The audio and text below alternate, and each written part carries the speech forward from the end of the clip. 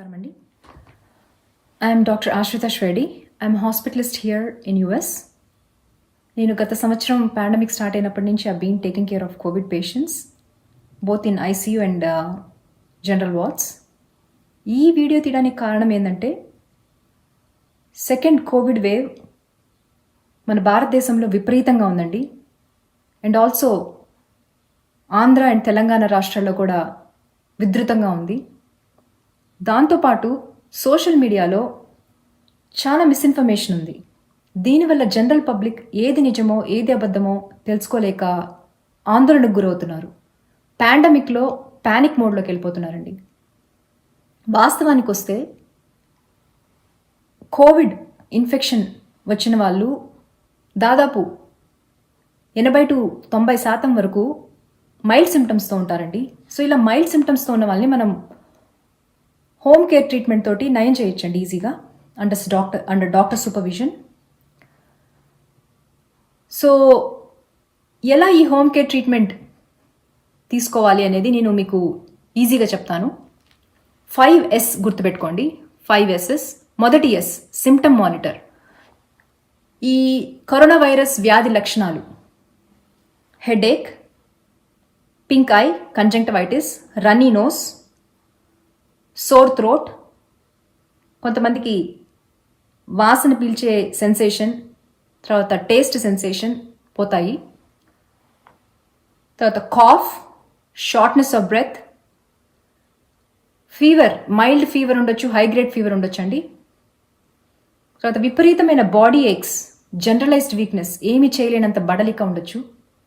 So I have seen 30% of patients present with GI symptoms, అంటే nausea, vomiting, abdominal discomfort, తర్వాత diarrhoea, ఇలాంటి సిమ్టమ్స్తో present అవుతారు. కొంతమంది blood clots form అవుతాయండి వాళ్ళకి.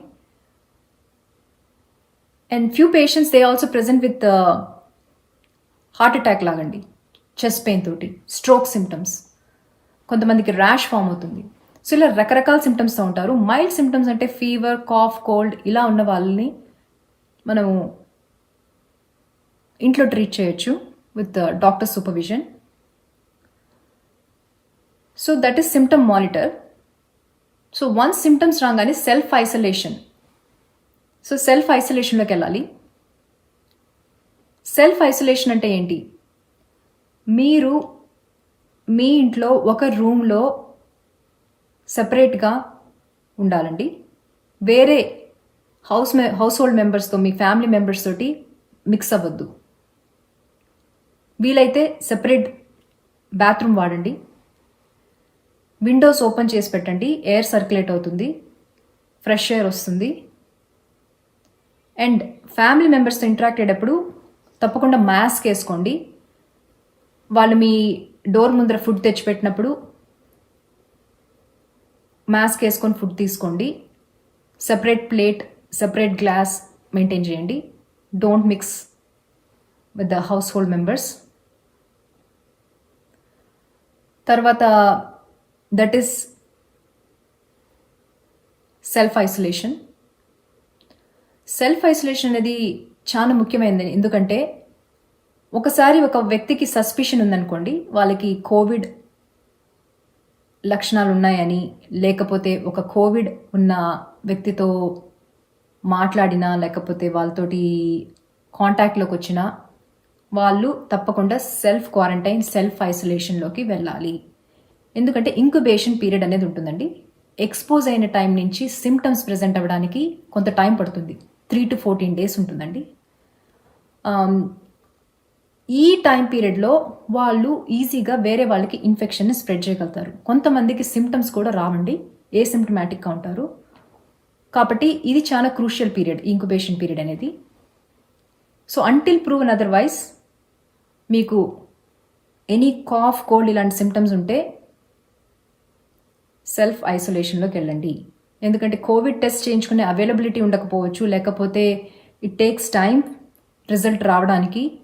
ఈ టైం పీరియడ్లో మీరు సెల్ఫ్ ఐసోలేషన్లో ఉండండి. సో సెల్ఫ్ ఐసోలేషన్లో ఉన్నప్పుడు మూడవది గమనించుకోవాల్సింది supportive care. So supportive care అంటే ఏంటి? మీరు రెగ్యులర్గా టెంపరేచర్ చెక్ చేసుకోండి. Low grade fever 99-100 degrees Fahrenheit ఇలా టెంపరేచర్ ఉన్నప్పుడు పారాసిటమాల్ వేసుకోండి. ఒకవేళ పారాసిటమాల్తో ఫీవర్ కంట్రోల్ కాకపోతే మెఫ్టాల్ స్పాస్ వేసుకోండి. మీ డాక్టర్ని సంప్రదించండి. రెగ్యులర్గా బ్రీతింగ్ అది చెక్ చేసుకోండి. మీకు దగ్గర పల్స్ ఆక్స్ మానిటర్ ఉంటే మీ సాచురేషన్స్, ఆక్సిజన్ సాచురేషన్స్ చెక్ చేసుకోండి. అబౌవ్ 94 ఉంటే it's a good reading. So continue home care. తర్వాత ఈ సపోర్టివ్ కేర్లో పార్ట్ ఏంటంటే డైట్. సో డైట్ అనేది చాలా ఇంపార్టెంట్. 3 పూట్ల పోషకాహారం కావాలండి. When you're fighting against the virus బాడీలో ఫుల్ న్యూట్రిషన్ ఉండాలి. షుగర్, సాల్ట్ ఇలా ఎక్కువ ఉండే ఫుడ్ అవాయిడ్ చేయండి. సోడా, జ్యూసెస్ అంటే కాన్సన్ట్రేటెడ్ జ్యూసెస్ అవన్నీ అవాయిడ్ చేయండి. ఫ్రెష్ ఫ్రూట్ తీసుకోండి. ప్రోటీన్ కంటైనింగ్ డైట్ తీసుకోండి. ఇవన్నీ బ్యాలెన్స్ డైట్. తర్వాత హైడ్రేషన్.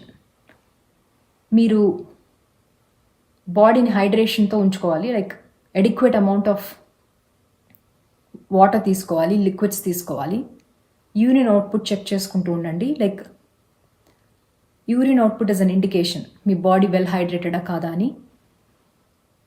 ఒకవేళ మీకు జిఐ సిమ్టమ్స్ ఎక్కువ ఉండి మీరు ఇంటేక్ మెయింటైన్ చేయలేకపోతే మీరు డాక్టర్ని సంప్రదించండి. హాస్పిటల్కి వెళ్ళాలి. ఎందుకంటే కిడ్నీ ఫెయిల్యూర్ అయ్యే ఛాన్సెస్ ఉంటాయి.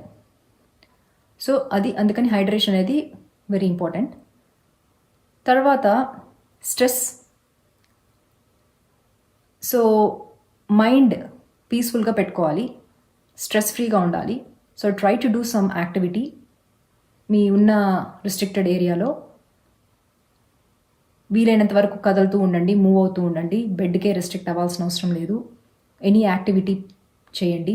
ఏమైనా ఇంట్రెస్టింగ్ హాబీస్ ఉంటే అవి మ్యూజిక్ వినడము లేకపోతే ఎనీ యాక్టివిటీ చేయండి. ఫోన్ తీసుకొని ఫ్రెండ్తో మాట్లాడండి. So these are all supportive care. That is third S. Fourth S is sleep. Adequate sleep is very important. Like at least 7 to 8 hours of sleep అనేది కావాలండి. నిద్ర చాలా చాలా ఇంపార్టెంట్. ఎందుకంటే ఇమ్యూన్ సిస్టమ్ బాగా ఫంక్షన్ అవుతుంది మనం అడిక్వేట్ రెస్ట్ ఇస్తే బాడీకి. 7 to 8 గంటల నిద్ర కావాలండి రోజుకి. So last S, when to seek hospital admission. ఎప్పుడు హాస్పిటల్ అడ్మిషన్కి మనము వెళ్ళాలి?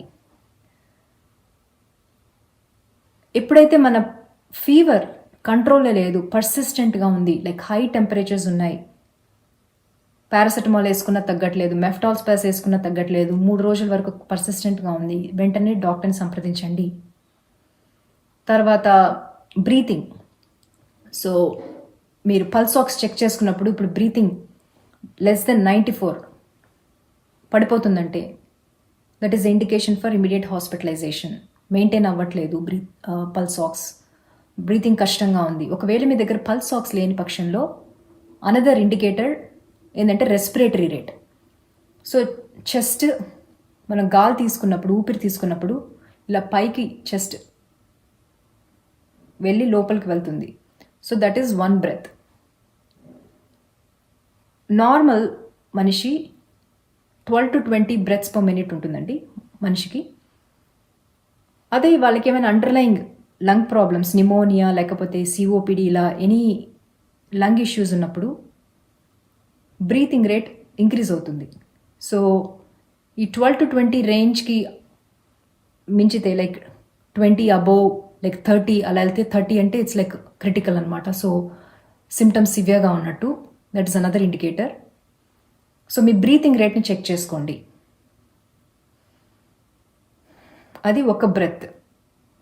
సో అట్లా 12 to 20 బ్రెత్స్ ఉంటాయి నార్మల్ పర్సన్కి పర్ మినిట్. అది మన రెస్పిరేటరీ రేట్. వెంటనే మీరు హాస్పిటల్కి కాల్ చేసి డాక్టర్ని సంప్రదించండి. ఇంకా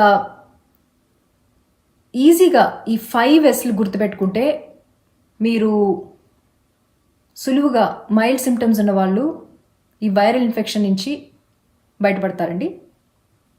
symptom monitoring, self-isolation, supportive care, sleep, when to seek hospital admission. ఇవి మైండ్లో పెట్టుకోండి అండ్ డాక్టర్ సూపర్విజన్లో కేర్ తీసుకోండి. ఆందోళన చెందొద్దు. Panic is not the way to go. Try to maintain distance, stay home, wear mask at all times. తప్పకుండా ఈ నియమాలన్నీ పాటించండి. సెల్ఫ్ ఐసోలేషన్ అనేది ఇంపార్టెంట్. తర్వాత టెలికాన్సల్టింగ్ చేస్తున్నామండి. So I'm here to support you all at any time. So American Association of physicians of Indian origin అనే ఒక group ఉంది. సో మేము ఫ్రీగా కన్సల్టేషన్ చేస్తున్నాం ఇండియాలో ప్రజలకి. సో ఇవి డిఫరెంట్ టెలిహెల్త్ ప్లాట్ఫామ్స్ మీద మీరు అప్రోచ్ అవ్వచ్చు మమ్మల్ని.